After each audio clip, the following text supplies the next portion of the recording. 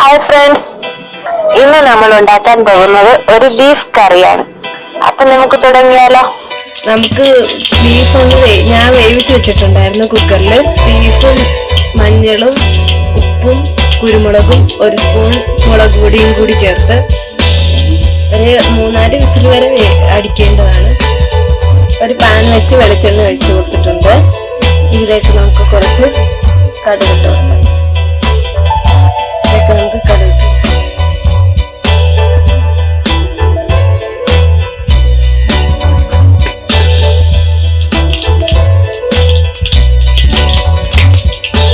കടുകെല്ലാം പൊട്ടി തുടങ്ങിയിട്ടുണ്ട്.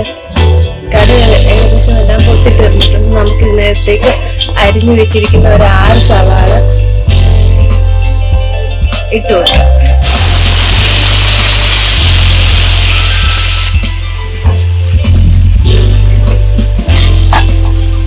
ഇതൊന്ന് പെട്ടെന്ന് വഴണ്ടി വരാൻ വേണ്ടിയിട്ട് നമുക്ക് ഉപ്പ് ചേർത്ത് കൊടുക്കാം.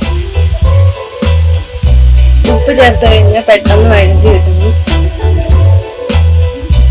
ഇതൊന്ന് നമുക്ക് നന്നായിട്ട് വഴറ്റിയെടുക്കണം.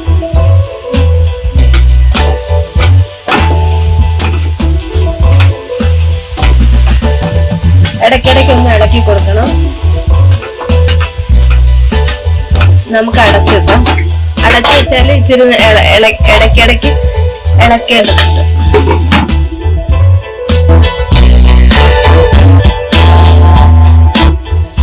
ഉള്ളി നന്നായിട്ട് വഴന്നു വന്നിട്ടുണ്ട്. ഇതിലേക്ക് നമുക്ക് ഒരു കുടം വെളുത്തുള്ളിയും ഒരു കഷ്ണം ഇഞ്ചിയും 3-4 പച്ചമുളകും കൂടി പേസ്റ്റ് ആക്കി എടുത്ത ഈ പേസ്റ്റ് ഇതിലേക്ക് നമുക്ക് ചേർത്ത് കൊടുക്കാം.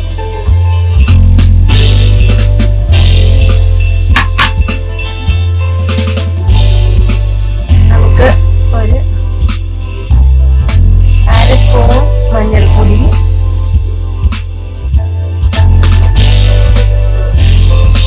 ഒരു സ്പൂൺ കുരുമുളക് പൊടി,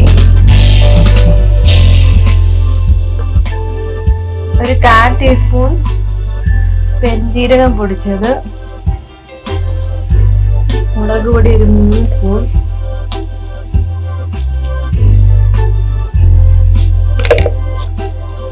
മല്ലിപ്പൊടി ഒരു 3 സ്പൂൺ,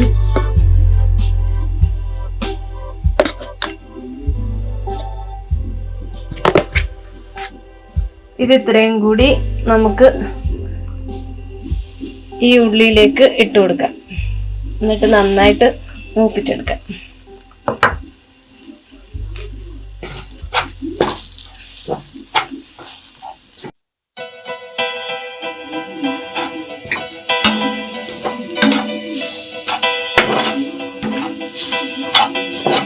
നന്നായിട്ട് മൂപ്പിച്ചെടുക്കാം.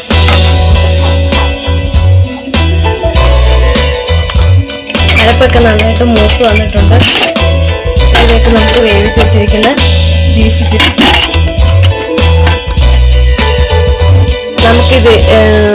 ഇതിലേക്ക് കുറച്ച് കായപ്പൊടി കൂടി ചേർത്ത് കൊടുക്കാം.